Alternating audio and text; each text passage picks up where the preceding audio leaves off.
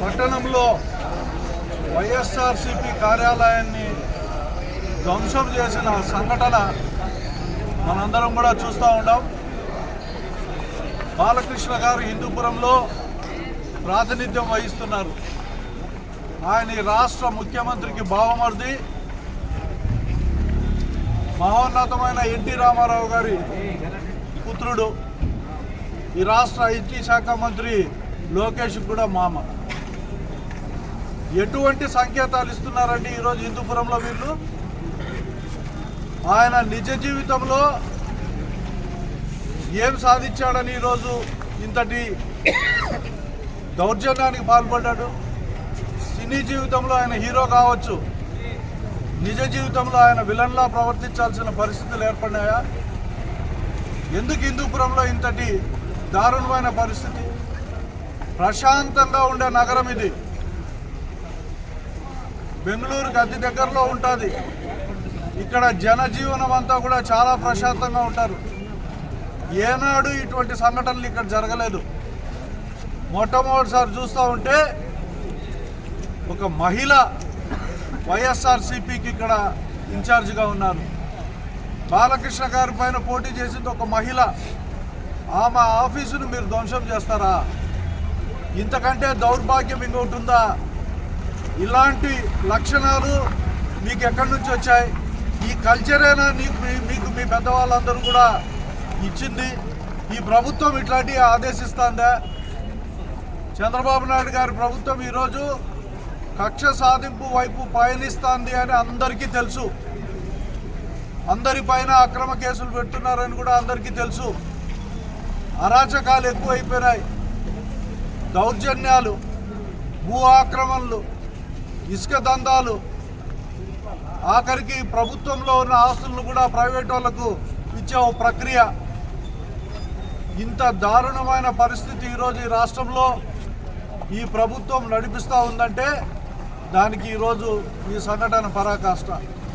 అంటే వైఎస్ఆర్సీపీ పార్టీకి సంబంధించిన ఆస్తులను ధ్వంసం చేయాలని ఇటువంటి కార్యక్రమాలు మీరు చేస్తూ పోతూ ఉంటే మీకు ఎందుకైనా అధికారం ఇచ్చింది ప్రజలందరూ? మోసపూరితమైన హామీలు ఇచ్చి అధికారంలోకి వచ్చి ఏవీ నిలబెట్టుకోలేని స్థితి మీది.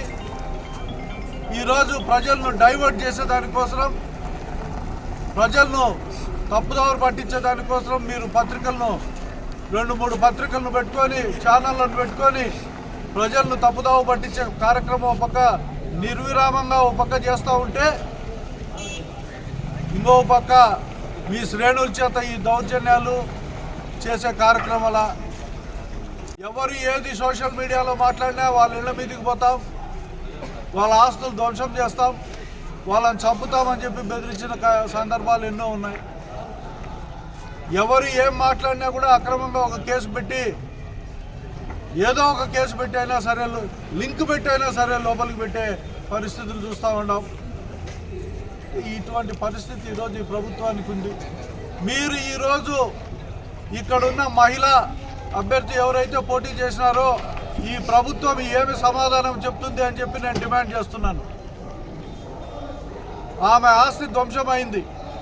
ఆమె వైఎస్ఆర్సీపీ బాధ్యురాలు. ఇక్కడ ఆమెకి ఏమి సమాధానం చెప్తారు మీరు?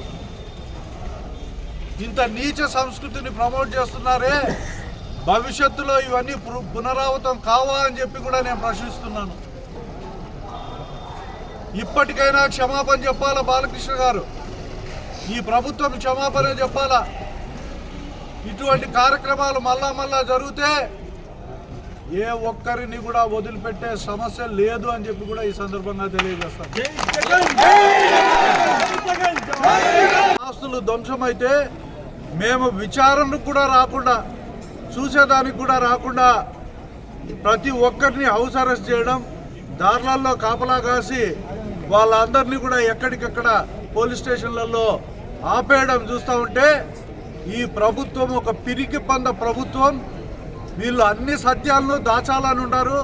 మీడియా వాళ్ళ చేతల్లో ఉందని చెప్పి ఏది కూడా బయటికి రానియకుండా ఇక్కడ ఏమీ జరగనట్టు చిత్రీకరించే ప్రయత్నం. రెండవ పక్క మళ్ళా తిరిగి కేసులు బెదిరించే కార్యక్రమం తప్పనించి ఇంకోటి లేదు. మా నాయకుల్ని ఇమీడియట్గా విడుదల చేస్తే మా ఆఫీసును వచ్చి సందర్శించేదానికి అవకాశం ఇవ్వాలా. అది కూడా చేతగాని ప్రభుత్వం ఈరోజు ఉందని చెప్పి కూడా ఈ సందర్భంగా తెలియజేస్తాను.